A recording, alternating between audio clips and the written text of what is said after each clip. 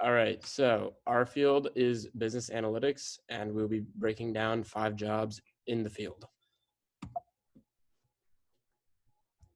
All right.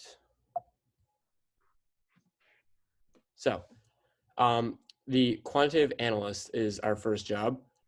Quantitative analysts will use mathematics and statistics to be used in risk management and finances to help firms. An analyst will then use math and statistics to create models that can then be used by firms to make decisions regarding issues such as investments, trading, and pricing. Analysts will determine the efficacy of their financial models and measure company performance. The reason that they will measure the efficacy of their financial models regularly is to ensure that they are performing as expected to maximize efficiency of the firms. They will then interpret financial analysis and create summaries of their findings and create data collection methods. These tasks, especially the financial analysis, they'll use what they see from the financial analysis and send it over to the financial analysts, which they'll also partner with to create their summaries of their findings, which will then be used by the firms to further the efficiency of their business. They will work along product development to use quantitative solutions and assist in development and testing of new analytical software. This is important because the quantitative analysts are the ones that are going to be using the software, so them having a say in the development and the software of these companies will help them, and it will also help the developer, because working in symbiosis like this, they will be able to then maximize the efficiency of the software so then they can be as productive as possible. They will also work with the financial analysts, as I said, to analyze trading strategies, trading system performance, and market conditions. They'll also develop quantitative techniques regarding their findings. So those are the tasks, and then we'll move on to the skills and abilities / requirements to enter this field. Some experience and knowledge in mathematics and statistics is crucial in this career, as it is a very number-based career, as you're analyzing quantitative data, which is numbers primarily. A understanding of Microsoft Office and other similar software is necessary, as well as computer operation and programming, which, as I mentioned, they help in the development of new softwares. So having a background in like Microsoft Office and just general software understanding, as well as programming to help them with the development, is crucial. Written and verbal communication is necessary, as you'll need to communicate your findings to other analysts. So once they compile their data and report their findings, they're going to need to be able to communicate it to the firms so that the firms can have an understanding of what needs to be done based off of their findings. Data mining, data analysis skills, and problem-solving skills are also crucial, which the problem-solving skills kind of relates to the verbal communication as well as the written, because a lot of problems that will come up will also be things that they'll need to communicate verbally to higher ups, firms, other firms. So having these skills is crucial, as well as the data analysis and the data mining, because you're going to want to be able to retrieve the data that you're going to use to analyze. And then obviously analyzing it is key. Being able to turn raw data into business strategies and plans. So once you collect and mine the data and analyze it, you're going to want to turn it into a strategy and a plan to then communicate it to the firm, so then they know what to do to either change something in the firm so then where everything is running more efficiently. So yeah, and then the education requirements, it's a bachelor's in math science and a master's degree is preferred. A graduate degree in finance, statistics, and or economics are also some educational requirements to enter this field. There is no testing or licensing requirements, but an advanced degree or a professional certificate in quantitative analysis will be beneficial depending on your career goals in this field. So if you want to go a little bit beyond or become higher up in the field, getting a professional certificate or an advanced degree stands out against somebody who say has a bachelor's degree. So those degrees are very helpful if you want to continue higher up. So we will move on to the next slide. All right, so our next job that we focus on was market research analyst. And so a market research analyst studies market conditions to examine and predict potential sales or losses of companies. They can do this either for investing purposes into stocks or can be hired by certain companies to predict where they see their company going. The way they go about examining and predicting these companies down the line within the market is largely using business analytics, both mathematically and also reading and listening on the latest news, products, and performance of companies. Using data from surveys, public polls, reviews, interviews, and more, market research analysts are able to use that information and along with the use of mathematical statistics to best accurately predict the direction of businesses in the market. Using all data from surveys and other survey gathering tools, they gather data on consumers, competitors, market conditions, and the statistical changes within a company over time to determine a company's position in the marketplace. Next, they convert their data findings into graphs, tables, and other visuals for easy understanding where they predict the company going over time. Then they present these findings to people so that it's broken down easily and they understand where the business will be going. This is extremely useful for businesses to consult with and asset management / stockholders companies to acquire strong market analysts so they can accurately predict where they see companies going. If so, one can be very successful. Their role is extremely valuable because if accurate, they are tools for predicting future trends within the market and for specific companies as well.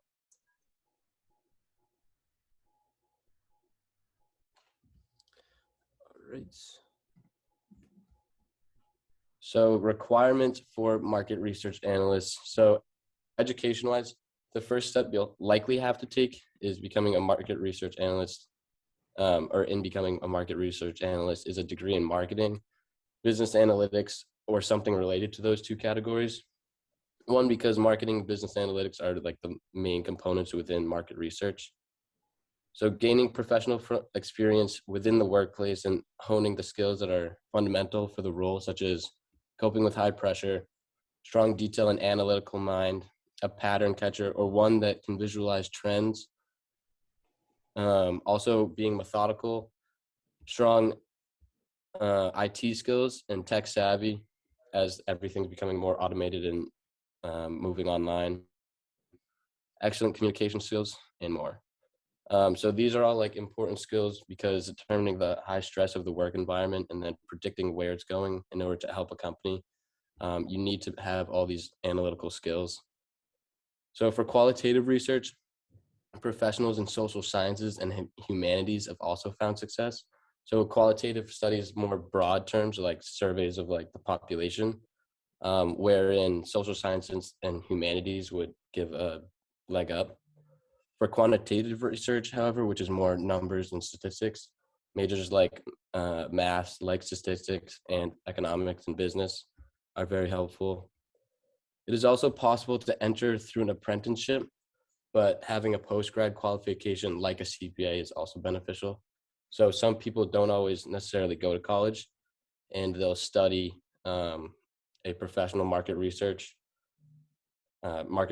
to learn from and then go in that way. Market research analysts are hired by manufacturers, retailers, governments, charities, industries, agencies, and so on for consultancy and analyst work. And market research analysts are extremely important in the success of companies.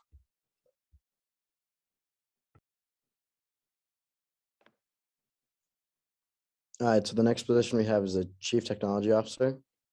So a chief technology officer, the main idea of it is just to oversee all technology purposes at a company and a business. So they oversee any sort of issues or problems that are coming up, and or they are the ones that shift the technology in a business to further the business and make it more efficient. So first off, a chief executive officer is meant to oversee all technology purposes in a business, such as phones, internets, computers. Any problems or internet issues that the company is having is relayed to him, and he is the one, or she is the one that has to deal with it from there. Next, they're meant to be looking to find ways to enhance productivity in technology and oversee any changes to systems in order to make everything work better. This just means if there is a new generation of technology and or a new version or type of um, technology that they could be using in order to make their business run smoother and better, then he's the one that will integrate it, or she, and allow the business to therefore become more productive and obviously better off. The next is they oversee any issues or system reports. Obviously, this makes sense as itself. They don't do it themselves, but they're the ones that are in charge of everything that has to do with technology. So they relay it to further unders to kind of take care of everything. And the last two kind of align with each other. One is to align short-term and long-term goals with technology resources. This just means they have to figure out what the business's goals are going to be in the next upcoming years, months, weeks, whatever it is, and kind of shift their technology usage to align with those goals in order to make themselves the most efficient they can be. So if they need to upgrade their system, he can or she can plan on doing that. And lastly is research what new tech could be used to integrate into the business. As I just said, this is mainly just meant to be used to say in how long do we want to upgrade our system to make, our everything work more efficiently. So what a communications officer will do is work with management to develop and use effective communications towards the business to target audiences. This just means what they can do in order to relay their messages better to their public and their primary and secondary sources for revenue. Next is to require, they are required to arrange interviews, which just obviously means they're the ones that create interviews. They respond to any media. So any social media or any press that they have, they're the ones that are in charge of that. Maintain and establish relationships with journalists. Obviously, it makes sense. That's just more press. And lastly is to be the spokesman for the company. So this is just meaning they're the face of the company. And therefore, whatever they say and whatever they do is kind of like the messages that they're trying to parlay through their company in order to better get the understanding of what they do and what their kind of goals are to the public. A communications officer is also skilled and experienced in design and publishing softwares, meaning they know how all sophomores and our softwares and whatnot work. They have knowledge and experience in Photoshop. So this is just knowing your, technology and being able to best do your job. Next is experience and knowledge of Microsoft Office, Word, PowerPoint, Excel. So this is all just, technology that's got to be used in order to further the business and make it more efficient. They have to be proficient in time management, verbal communications, and written communications, meaning they have to be able to get their message across to anyone they need to at any point in time. And lastly is excellent writing skills. So this just obviously means you have to be able to write to anyone at any time in any sort of professional manner. They need a bachelor's degree in the minimum requirement for a major to qualify. Some companies will require a master's degree. Obviously, that makes sense. Most companies will only be looking for journalism, communications, English, or business. And lastly, employers look for certifications in Public Relations Society of America, or PRSA, and International Association of Business Communications, or IABC.